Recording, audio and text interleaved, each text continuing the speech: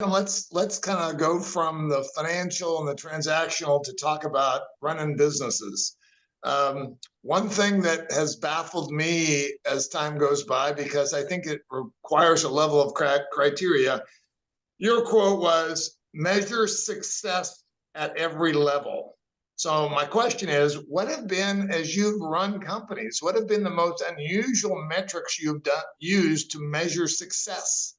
Well, I mean, I'll certainly tell you that when it was common in my CEO days to walk into a company, or when I'm working with a client today to walk into a company and they have no metrics. No one's measuring anything. We're looking at revenue. How's my sales team doing? Well, here was their goals. Here was their objectives. And so people start with nothing usually.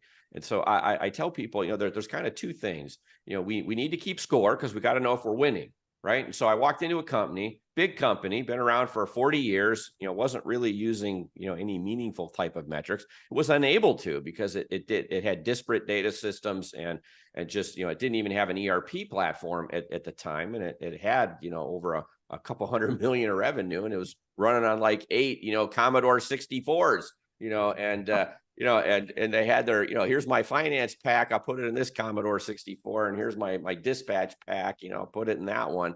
It's like, it just no level of, I'm of course being facetious, but the no level of sophistication. So I walked in there, I said, do we know how many employees we have? HR department, yes, because I cut paychecks and I got to do like my compliance. I got all my employee paperwork filled out. Yes, I know how many employees we got. Check. Okay. Do we know how much revenue we got? Accounting team. Yes. I got to know how much, revenue I've got, and I've got to report my taxes. It's like, yes, I know how much revenue I got. Great. We've got our first meaningful metric. It's going to be revenue per employee, and I'm going to start there. And when I'm thinking about productivity and enhancements, we'll keep going back to that bellwether, which is revenue per employee, and then it's like, okay, do we know how much net earnings we got? Yes, because the IRS, I got to report that, I got to report it to the state. Okay, great. I know how many employees I got. I know what my net, my net income is. I now have net income per employee. And so as I'm driving productivity, it's like, I'm trying to create some means of keeping score. And when I say do this at every level, if I'm a company filled with service technicians in trucks, I may be looking at, their if it's a time and materials company, their billing, the average billing. So revenue per technician, becomes an early metric with me. Number of callbacks. So they went out to fix something and then they had to go back because they didn't do a good job or the problem came back. They didn't fix it right the first time. So I can talk about percent callbacks. I can talk about revenue per tech, so it's like we can create metrics. And I tell people, for every job you have in a company, you should have 2 or 3 metrics that help these people understand if they're winning or losing. This is the productivity measures for this job.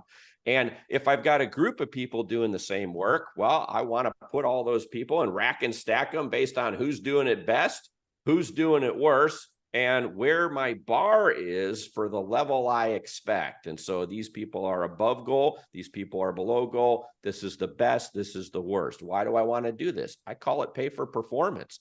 As I'm giving out raises, am I a socialist? Do I give everybody 3% because my budget was 3% for raises this year? Or do I give the best performer in that work group 6% because they're the best? And I give the person at the bottom 0 and tell them, look, buck up, it's time to get in the game here, and then think about it this way. Let's say I got 100 service techs and I have a fleet of 100 trucks and I'm buying 10 new trucks this year. Who gets the 10 trucks? Usually it's the people with the oldest trucks with the highest mileage. Well, not in my world. My world, it would be who's the 10 top, performing service techs who are on top of their metrics. Those people get my 10 new trucks and I shuffle the trucks down. And if you're a great technician and you're perennially at the top of the heap, you should get a new truck every year. It's like every year you're getting a new truck. Why? Because guys in trucks like trucks, they like new trucks. They like their tools.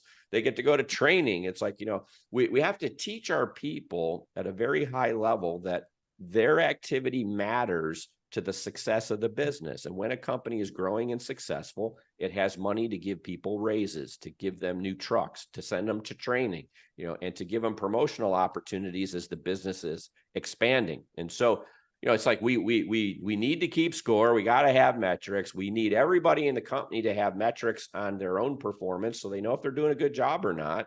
And we need that visibility to drive some competitiveness in a work group. And then we need to reward according to performance. And if we can do these things, you know, let's assume now the economy goes south, I need to lay somebody off. Well, everybody knows who the best technician is and who the worst technician is. And if I lay off the worst technician, guess what? You can't sue me because of race, religion, you know, age, protected class, this, that, the other, because these I'm using, you know, a metrics-based system, you know, to decide who my winners and keepers are and who ultimately my losers would be. God forbid I have to be in a position to where I'm not growing and I'm laying people off. Hope to avoid that to begin with, but that's, you know, you're talking about metrics, you know, we're talking about keeping score. That's the kind of vision that I'm creating. So they can be sophisticated, they can be unsophisticated.